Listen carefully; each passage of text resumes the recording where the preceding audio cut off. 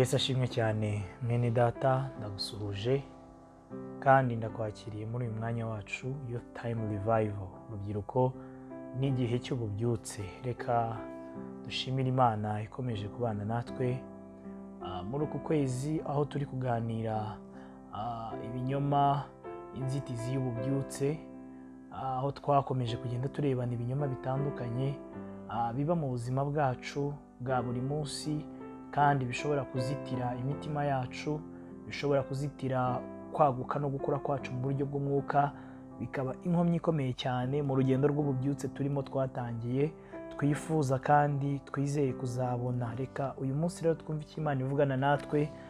Turi kureba ibinyoma. Uyu munsi turarebana ikinyoma gikomeye cyane cyitwa ngo ntawe iwacu ngo wigeze, bagashyiraho andi magambo menshi cyane.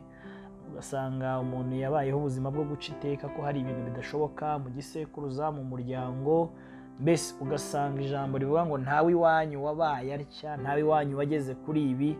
Ndetse kenshi uyu mwuka Satani ajya awuhumekera mu bitekerezo byawe, byanjye, ariko dukwiriye kuba abantu bafite kwizera kurenga urwo rwego. Reka turebane ijambo ry'Imana hano muri Samueli wa mbere igice 16 n'umurongo wa 11. Hari amagambo avuze ngo Samweli abaza Yesaya ati, abana bawe bose naba? Aramusubiza ati, hasigaye umuhererezi ariko aragiye intama. Samweli abwira Yesaya ati, mutumire bamuzane kuko tutari bujye kurya ataraza. Imana ihabwe icyubahiro. Aya niyo magambo Imana iduhaye kugira ngo tuyaganiriremo. Izi ni inkuru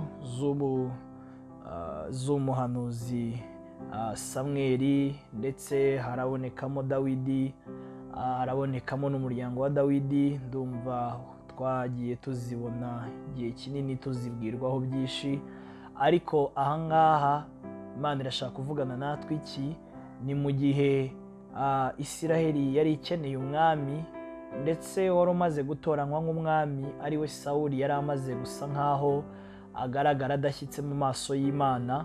Hanyuma Imana ngo iritegereza mu gihugu cyose cya Isiraheli, ngo ireba umuntu ufite umutima wabasha kwicara mu ntebe y'ubwami maze akayobora igihugu. Biratangaje rero cyane ukuntu Imana ireba, Imana itekereza, Imana ibintu igenderaho ijya guhitamo.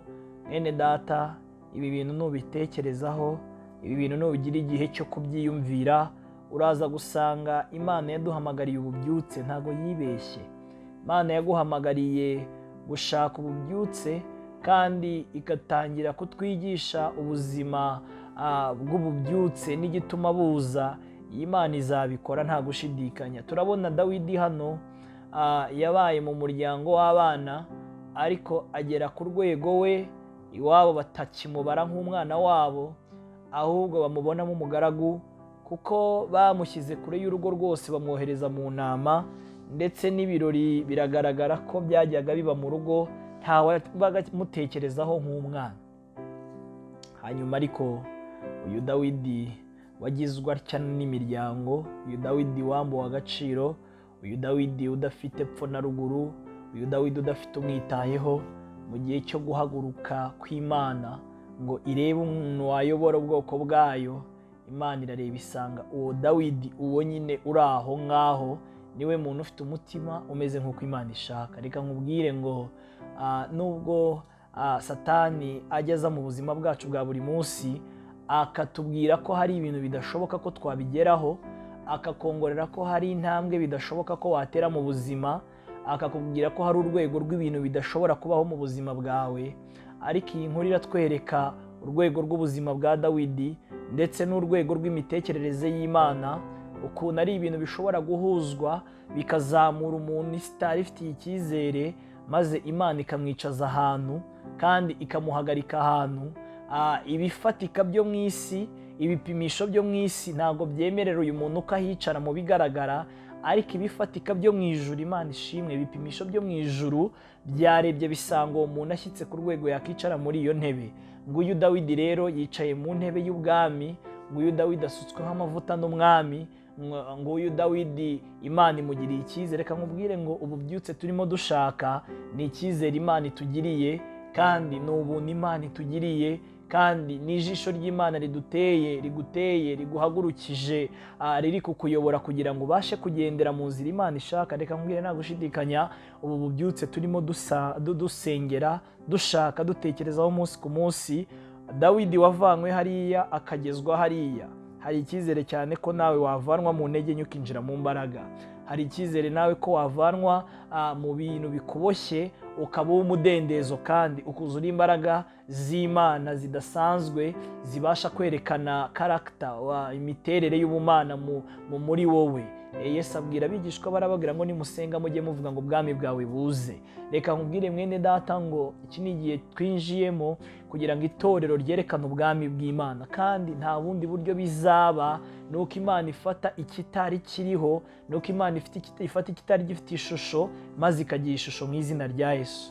Reka dukomeze kuba maso. Imana yavanye Dawidi hariya, Dawidi agahamagarwa, akazanwa, ibiryo bikaba biretse kuribwa kugira ngo umwana w'Imana itoranyije abanza hagere. Niko nawe Imana iri kuguhamagara, hari ibintu Imana ihagaritse byinshi kugira ngo banze kwicara muri pozisiyo Imana iguhamagariyemo, kandi nta handi Imana iri kuduhamagarira ni ugutekereza ku mbaraga z'Umwuka Wera, ni ugutekereza ku bubyutse.